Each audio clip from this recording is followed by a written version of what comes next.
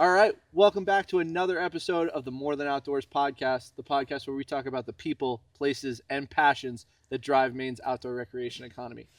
As always, I'm one of your hosts, Austin French. And I'm Sam Andrews. And we are in a really cool location today. Also, our first episode filming in the winter habitat. So we are definitely bundled up a little bit more than when we film these episodes.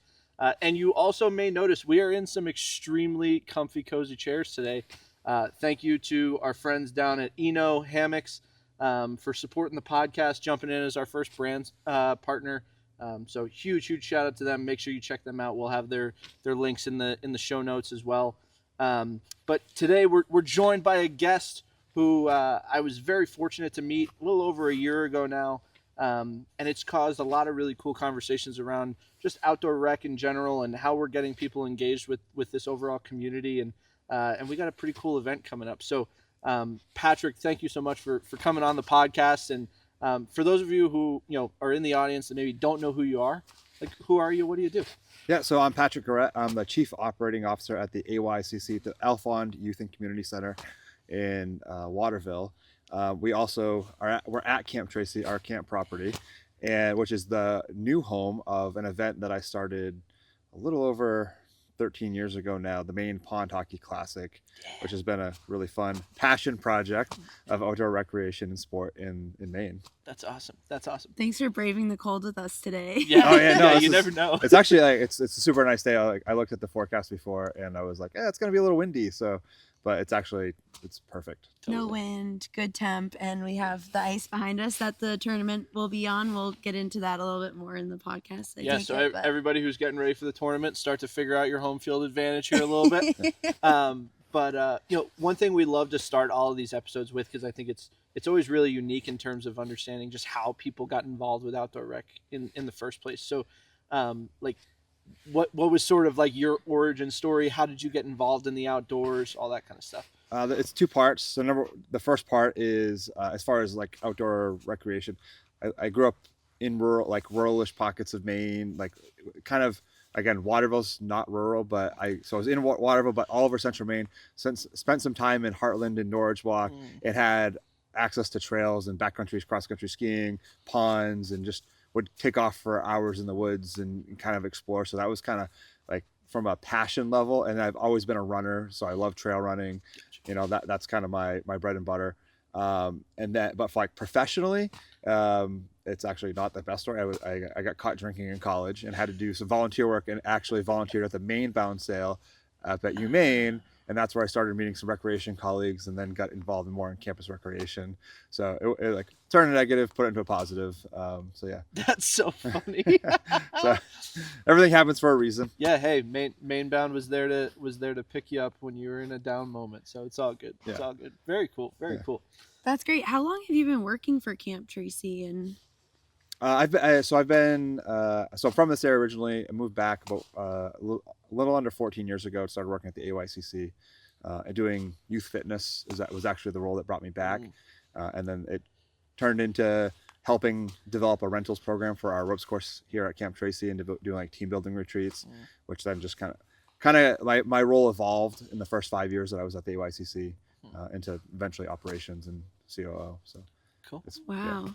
It's evolved. It's evolved. Yeah, I had 5 different jobs in the first 5 years that I was at the AYCC. So you've kind of done the boots on the ground work, and then you've like moved up in your career and working with this entity. That's really awesome. We talk a lot about that in the podcast, just about like the progression and outdoor recreation, and that you can be a COO and come from working with logistics of managing high ropes elements, so there's like a big evolution that can come from it.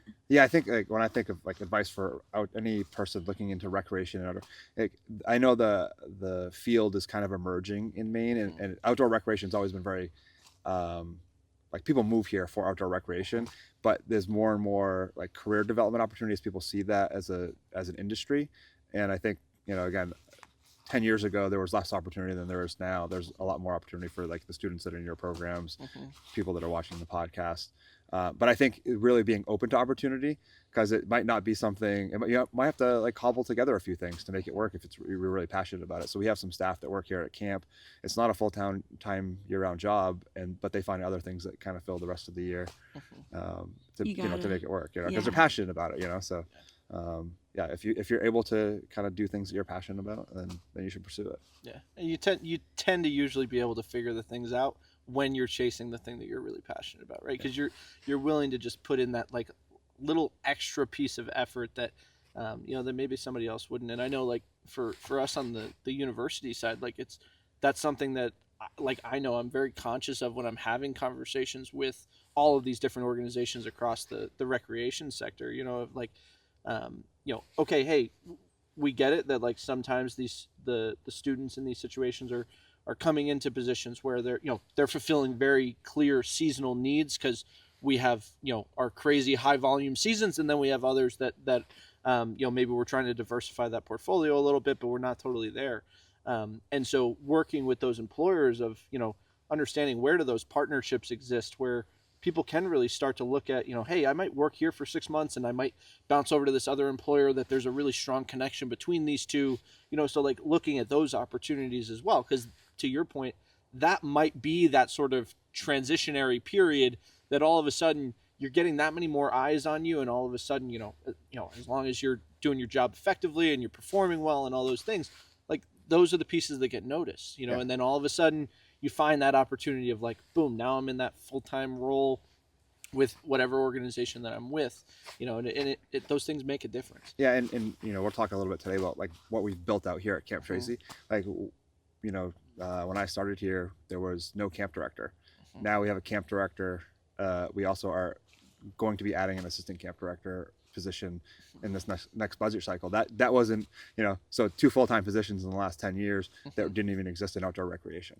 Yeah. So. And those are year-round, or are they just... Those are year-round, yeah. Focused on developing. Level, That's awesome. Amazing. Well, I'm curious if you could explain a little bit about the AYCC and Camp Tracy. Like, what is offered between the both? How do they kind of correlate? And I just think for the person who doesn't live in Waterville and doesn't know anything about you, like, and I want to learn too, because I'm new to Waterville area, and I know we partner with you at Colby a lot, so so to learn. The AYCC, let's start there. That's our parent organization. So we are the only merged boys and girls club and YMCA in the country. So what happened was Harold Alfond,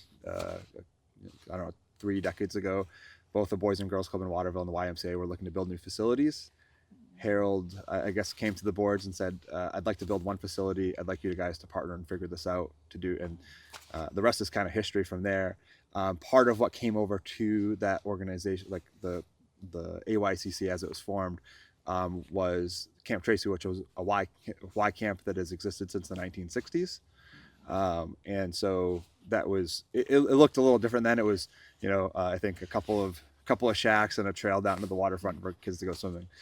So we've built out, ropes course and archery and a brand new dining facility called the Lodge at McGraw Pond, cabins, Maine's Fenway, the turf replica Fenway Park. So there's been a lot of things. Driving in, I was like, wow, this just looks just like Fenway. we have a lot of things here, which is great. In a small community, and we serve a local community.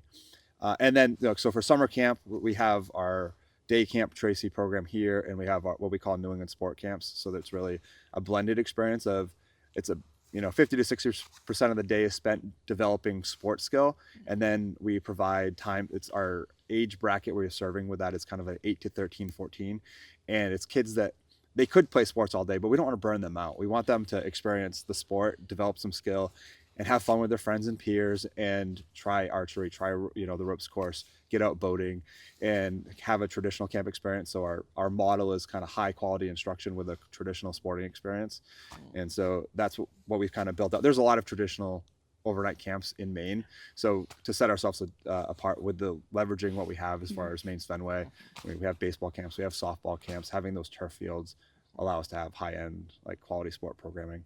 And then at the AYCC, we also have we call it our summer enrichment program, and so that is it's geared a little differently to the programming is more STEM related as far as like academic in the summertime, and then they'll have recreational opportunities by going swimming using the gymnasiums and stuff like that. So it's they still get outside and do some of the things, but this is really more outdoor leadership based, and that's more like they'll do arts and crafts, and we have a computer lab where they'll do like Minecraft and we have a gardens, and they'll work in the gardens and learn how to about growing vegetables and stuff. So two very different things. Yeah, and I have to say, if for anyone who has not seen the AYCC facility and Camp Tracy for that matter, like, come check it out. Like, I mean, I know when I did the tour with you all, when I had that first meeting with kind of the whole leadership team over there, like, it was amazing. It was just like everywhere you looked, there was like some other amazing thing that you're like, I can't believe all of this stuff is under a single roof.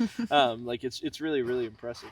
And even just in the drive down here, just being able to like see all the different pieces of the puzzle that you have in the Camp Tracy side of things is really, really cool. And we're seeing it during the wintertime when you probably don't even necessarily get to feel the full like ambiance of the place. It's definitely much different than when there's 200 kids running around doing all the things. It's a little calmer right now, but I mean, it's definitely like to see kids out here in their element. I remember one of the first years that I oversaw camp, there were kids that were they were crying on the last day of camp, and I thought something happened where the kid was like missing something, and it was actually just because they had such a great summer and they were afraid that they were going to see their friends at school the next week, but the fact they weren't going to see them at camp, and it just like and the staff were crying, and I was like, man, this is special. Like, wow. Summer camp is such a special experience and I think every kid deserves a chance to go, build friendships. And we talk about like devices now, like, and how kids are so in their phones, and really like we don't allow devices. They have to connect. Interpersonal skills are so important. So, getting kids out at camp and just learning how to connect and engage is so important. Yeah, it's crazy the connections that you make in the outdoors, how strong they are and lifelong. I know that talking to students who have been to summer camps, that's kind of the big takeaway is like lifelong friends and just experiences that they'll never forget, which is pretty cool. I never had that like summer camp experience, so I kind of envy the people who got that and got to experience that. And it's really cool that you create that environment here and keep students away from technology in the summertime at least, and looking up from their phones, connecting with each other. And it's snowing. We get a little bit of something every episode. Yeah, this is like, it couldn't get any better, right? Like, this is the first winter filming. That's how it goes, right? I mean, without fail. Well, and I think it's cool, right? Because I think you've laid out some of the different pieces that like make Camp Tracy unique, and the things that you all have made decisions like, we're going to consciously invest in these different things to try to help with that differentiation a little bit. Because to your point, there are countless numbers of summer camps, both on the day and overnight side. And so like everybody's trying to figure out what can I best offer, and I will say, like, one of the things that I know when we were kind of talking about what this episode was going to look like, and I really wanted to be able to drive home, is like summer camp is way more than just a summer business nowadays. And I know like we talked some of this with Dave when we had him on the episode from Camp Manitou, but like how are you all thinking about that in like a long-term perspective of, trying to balance out the calendar a little bit and see those opportunities where we can be bringing people to experience these places outside of, the traditional June, July, August months. Because I think you guys have invested so much time, energy, and money into these facilities. So, yeah. So I mean, that's been one of our goals. Is again, we want to make sure that the camps we're offering are as affordable as possible to the local youth. So like, being able to bring in revenue and other streams of revenue to help support the camp operation. Like, this campus is going to be here 365. What can we do with it outside that 8 or 9 weeks of camp? So we serve groups with off-season rentals. We do like team building retreats. With the ropes course and facilitations, we do like a variety of initiatives, on the fields, on the ropes course, and then we've even worked with like corporate clients that bring in like an outside facilitator. We do the ropes course; they do some other like corporate retreat type stuff, like visioning days and stuff like that. And then we just built the lodge at McGraw Pond, beautiful facility that'll serve as our dining facility in the summertime, but in the off season, it's a beautiful wedding venue for weddings, for corporate retreats. So we're excited to see what that's going to look like, because again, it's like how do we make sure that we build out the best programming possible at the most affordable price for our local population, because we want to make sure that Camp Tracy remains like, we have alumni that have come through the program. They've been here for coming through 60, 70 years, and we want to make sure it's as special to local kids now as it was to those alumni 60 years ago, and then they can go back and say, yeah, I had the chance to go to Camp Tracy. We don't want to outprice the local market. We want to make sure kids we have a really robust scholarship program. So again, the more money we can bring in the off season, the more we can provide for financial support for making it accessible. Yeah, really cool. Yeah, the lodge is impressive, and we already did some of this, and I'm sure we'll do some more, just like trying to collect some content around that space, because it's really beautiful in there. And it's like you drive in and you're like, oh yeah, I'm just like driving through the woods, and all of a sudden you show up and there's just this massive timber frame building, and it's beautiful. It actually started as like it was gonna be a one season dining facility that was gonna be about that size, and then as we got into the planning, it was like, well, if we do X, Y, and Z, then it could really work for all these different groups and really become a 4-season facility. So it's good to be thoughtful like that, going into it, and then have the outcome. I mean, I can't imagine all the kids being in there, just because it looks like a formal wedding venue at the moment. And I'm like, these kids are lucky to be in this lodge. We actually did our camp director put on a Trail of Terror. We did a Halloween theme thing, cool. And they had that set up in there, and they were doing some like I would call it wizard theme stuff, Harry Potter theme. And I was like, we need to do a wizard weekend. Like, this place would be set up just like Hogwarts. It would be awesome. So yeah, I think the programming hanging in the woods. Yeah. So I mean, I think again, it opens the door for a lot of programming opportunities and rentals, and it opened the door for pond hockey to move here. Like, that was one of the things that which we'll get into, but we could never do it before. I'm curious. I want to hear about, I know that it kind of brings a lot of tourism in. You have 60 to 80 teams or something like that. You started it in 2013.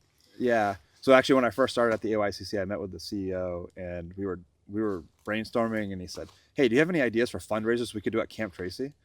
And I had just run an article in USA Hockey Magazine about pond hockey. I was like, maybe we could do a pond hockey tournament. And I'd actually never visited the campus. So I was just like, yeah, pond, lake, well, why not, right? And he's like, yeah, you should do that. And he connected me with this guy, Bert, who's been my right-hand man ever since we started the tournament. And I got out here and I go, oh, we don't have any parking. We don't have, we really have we have no infrastructure to do a tournament. I have to go find someplace else to do this idea, because we had really committed to the idea at that point. So we went over and we didn't really, the waterfront access here isn't great. As far as getting down onto the ice from here with a vehicle, which is something logistically we're going to figure out. But none of those things existed. So we started on China Lake, and then we had 14 teams that first year. And then the second year we had 24, and they didn't have any parking either. But with 14 teams, we figured it out. And then 24 teams was like, there's no parking. We have to find a different site.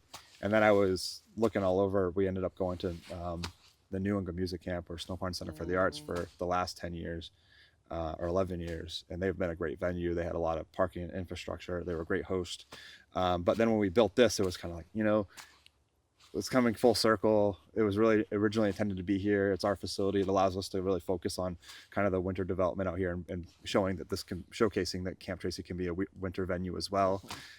So it checked a lot of boxes for us, and now it's coming home. That's awesome. So where are these teams coming from? Are they all within Maine, or across New England, or what's the scope? So the furthest team we ever had come was from Scotland, a full team.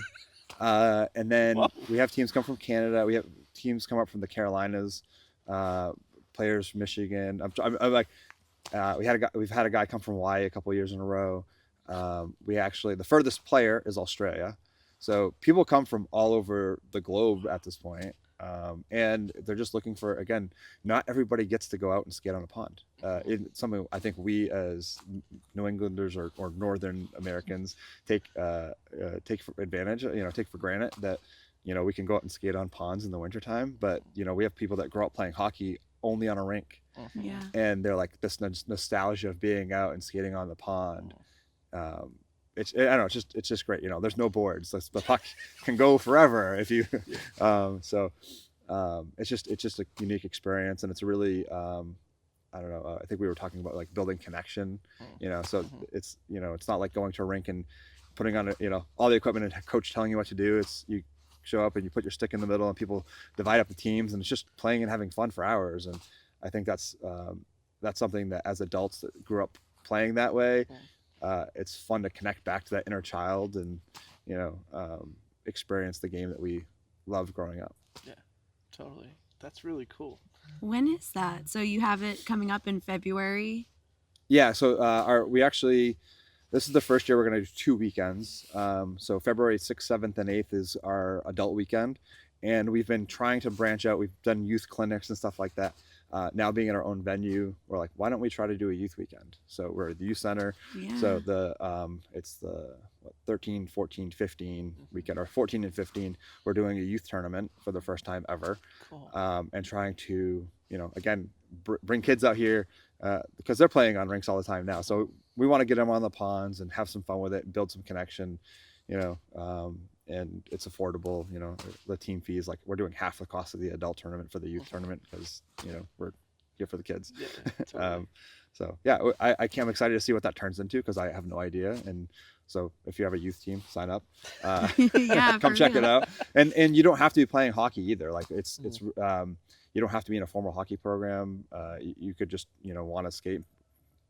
Cousins and brothers and sisters put a team together. It doesn't have to be part of a formal program. So we're really trying to make it easy, accessible, and just come out here and have fun, play some hockey. Yeah. Well, and we're going to do an ice golf tournament as well, which is we're going to set up 9 holes of ice golf, which we've experimented with it as well. At the same time or at a different 3 different weekends this year. So we actually did a 9-hole ice golf tournament last year with pond hockey, and logistically, like pond hockey's enough. Trying to figure out how to set up 9 holes on the ice. That's a different weekend. Yeah, totally. So I'm assuming you put the hole right into the ice and then people are trying to golf. Yeah, you do like a 6-inch ice fishing hole basically. But it's like, it depends on what the ice conditions are. Like you could hit the longest drive of your life if you hit the ice right. It goes, just let it roll. Yeah. That's the most Maine thing I've ever heard. Yeah. Yeah, there are people that do it, but again, there's not a lot of formal opportunities to do that. So totally. Yeah, it's a scramble. It's just for fun, I actually did a tournament like that in Vermont, and that's where I kind of got the idea. And I was like, man, we need to have one of these in Maine that's big. Yeah. And because they had like, I don't know, it was a whole day long. They had, I don't know, probably 100 teams that did it. And I was like, we need something like that. So wow. And then you did it. That's what I learned in college too. Is like there's no original ideas. It's just beg, borrow, and steal from everybody, and just try to put your own spin on it. So 100%. That's cool. Well, and I love that, right? Because like you brought up the point of like this. You don't have to be like the organized team that's playing hockey together 12 months out of the year to get involved in this, and that's everything in the outdoors. Like yes, you're gonna have your people that are like very intently competing at a certain level to do this thing. But then there's plenty of other situations where like I go skiing because I just love to go skiing and I love to surround myself with other people that go skiing, right? I never competed a day in my life. I have never, outside of like a NASTAR course, I've never hit a gate in a true competition, right? And so I love that because it's, so many of the things that we do in the outdoors, right? They're what we call like lifestyle sports, right? So it's not like you get to high school or college or maybe the extremely small percentage of people who go and do some sort of professional affiliation with this stuff, and like yet there are people that are doing these things until they're 70, 80, 90 years old, right? So the track that we are like promoting these things for people is so much longer. Yeah, I think that the idea of like human connection and providing a reason for people to get together. So when I think of pond hockey, like, yes, it's about hockey and getting together and playing and being competitive. But I do this golf weekend every year with some ex-teammates that I ran with in college. And half of the people don't golf. Mm-hmm. It's just a reason to get together. Yeah. And so we have divisions now it's called Just for Fun. These people barely skate and they're doing it with coworkers, and it's just their reason to be hanging out for the weekend, or they're doing it with cousins and maybe they skated 30 years ago, but they weren't the best skater. And they just want to get out here, have fun, enjoy the beer garden, socialize, and make a weekend out of it. And it's a reason to get together that you put on your calendar and you make space for it. Because if you don't, then you don't hang out. Totally. And you don't do it and you miss it and you have to wait another year. So I think, people should be especially like coming out of like post-pandemic, people should be finding reasons to reconnect and get together and just prioritize it. Like, I don't care what it is, going skiing or playing pond hockey or golfing, like people should prioritize that. Totally. And embracing winter in Maine, I think that's a survival tool. Honestly, for me, I'm like, if I don't get outside and try different activities and just spend time in nature, I will go crazy. So it's another reason for people to kind of spend time outside and embrace the cold and bundle up. So that's another big piece of it. Yeah. It's way easier to stay warm when you keep moving. Yeah. Sure. Yeah. No, that's a solid point. Like most of the, like, it doesn't matter how cold and windy it is. Like the players are all fine. It's the spectators and the scorekeepers and the volunteers are like, it is freezing out here. The players are like, I'm great. You know? Yeah, So. definitely.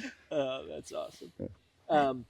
Before we get into the rapid fire side of the episode, like, is there anything you feel like we haven't hit on yet in this episode that you're like, I would be remiss if we clicked the record button off and I didn't say it today? Oh, that is such a tough question because I don't know. I just get locked into the conversation. I don't know. I think when I think of like pond hockey specifically, I think it's a from an infrastructure standpoint to set up 12 rinks on the ice and have light towers and tent and a beer garden and all the players. It's a cool site. So it's something that if you haven't experienced, like, come out and experience it because it is kind of trippy. From the camp perspective, again, I think I would drive home the point that every kid deserves to go to camp. We have programs that are available to make sure kids have the ability to get there. So look us up, come visit the AYCC, like, get involved. Like, I think we are a small community, but I think we struggle all the time being the best kept secret in Central Maine. And we don't want to be that. We want the kids and families to know that we're a resource and come check it out. Totally.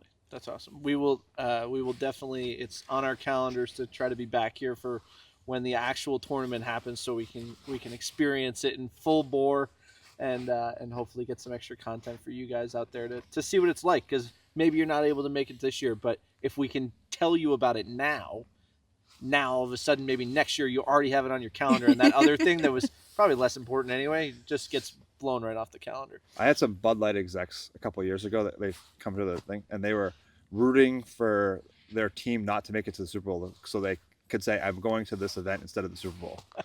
Wow. Which, not the choice I would have made, but right. I was like, that is awesome.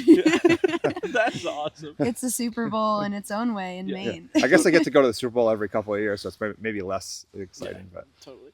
Yeah. So we have this segment towards the end of every episode called Voices from the Summit. We are definitely not at the summit today, but we're by the ice. Hopefully we can impart some words of wisdom and get to know you a little bit more too. So first question I want to throw at you, what is your go-to way to recharge in a day? I mentioned trail running. So for me, spending a couple hours out on the trails, just, running up and down and around trees and hills. That's, I do ultra running. So it's kind of like my preparation for that is, a couple hours on feet and doing that. So that's my recharge. It sounds like it's going to be draining, but it's physically draining, but mentally recharging. Yeah. So, and it's a little easier to get a good night's sleep gets you the energy back on the physical side. So totally cool. I guess I could probably assume then what your favorite season is if that's your favorite hobby, but what is your favorite season in Maine? It's man, I don't know. I think it really is all of them. It's all, I like them all for different reasons. Like the springtime, like everything waking up and getting back out on the trails is kind of like, I really look forward to that. And then, summertime, being able to run it, like you can't run in the heat of the day, but sometimes running at 10 o'clock at night and it's still being like really nice out and comfortable is fun. The fall is always beautiful, and I like fall golf is awesome. And again, being out on the pond. So I don't have a favorite season. My favorite is having all 4 seasons and I think Maine has 4 really prominent seasons. So that's one of the things I really love about growing up and living in Maine now, and why I wanted my kids to live in Maine. Totally. You're cool. a New Englander at heart. Describe the future of Maine's outdoor recreation economy in just one word. I'm terrible with one word answers, if I'm being honest. Like opportunistic, hopefully. Okay. I would say that's Cool. Yeah. Absolutely. Finish this sentence. Community means whatever you need it to be with other people. And again, I think that if it's rapid fire, I shouldn't have to explain it. But I think community is wherever you find it and whatever you need to do to create it. And again, the different pockets of recreation that I'm involved in are very different, unique communities, and they all have their strengths. And like one of the things I love about ultra running and trail, I met so many people just on the trail and never talked to them again, and spend like 3 or 4 hours learning their life story, and it's so fun to develop that sense of community, and then you never see them again. Totally. Kudos to you for being an ultra runner. I could never imagine my brain talking myself into that. So naturally, we're in front of the pond. Since we're talking pond hockey, I gotta know, right? You get the opportunity, past or present. Who is your starting lineup? Who's that first line for your pond hockey team? Are we talking all-time hockey players or my personal friends? Oh, I want both of those answers. whoever you want. what I've learned of watching the highly skilled, like pond hockey is a passing game, so you want passers. You want probably Gretzky and Yager on that, Gordie Howe, Ray Bork, and probably Sid Crosby. Like I think if you like, I don't know. Somebody can debate me in the comments or whatever. Please do. But yeah, I think that would be a really hard team to beat. Of like when I think of elite passer NHL talent. So Interesting. Who's your goalie? Who's my goalie? Well, we don't use goalies in pond hockey, Oh, all right. so I don't have to pick go. one. There you go. There's no wrong answer. But if I had to put one, probably Hasek, just because I love the way he played. Watching him growing up, flop all around, it'd be crazy. So. Cool. All right, so now you get to shout out your buddies. Who of your personal squad? Who are you putting on the ice with you? So I didn't start actually playing hockey until I was a sophomore in high school, and I was only talking into it from a friend of mine. So Caleb Richard would have to be on the roster because he's the only one who talked. He's the reason I play hockey, Cool. And then Jim Peacock. Jim Peacock helped me for a number of years. He runs he has his own little peacock pond that he actually asked me to play yesterday. So he's like an old timey. Mike Roy, former center manager, because he yelled at me all the time of what to do better when I was like playing pickup hockey with him. And then I'll just shout out the whole noontime hockey crew that used to play up at Colby. They're all of these like aging doctors, lawyers, like pretty good guys, except for Gary Gorman. If you know Gary Gorman now, he'll put you in the wall for no reason. Those are just fun people to be out on the ice with, and awesome. Cool, very cool. Well, thank you again so much for being able to come on the podcast and chat with us. And I think it's really cool that we get to highlight this thing that is right in both of our backyards, really. And I'm super excited to try to come back in February and experience the event. Like every other episode, we'll make sure that all of the social media handles and the websites and all those things get included in the show notes for the rest of it. But if you haven't already, for whatever reason, make sure you're liking this content, you're subscribing, you're throwing a comment in to tell Patrick why his starting lineup is totally wrong for the pond hockey tournament. Because we want to make sure that we're engaging with you all and giving you all content you want. So without us hearing it from you, we don't know. So whether it's on YouTube, Spotify, Apple Podcasts for all the streaming platforms, or you're hanging out with us on Facebook, Instagram, or LinkedIn, let us know what's up. Let us know what you want to see. We got a lot of episodes coming in 2026, and Sam and I have been mapping out all kinds of cool discussions, but we want to hear from you. So until then, we'll see you outside. See you outside.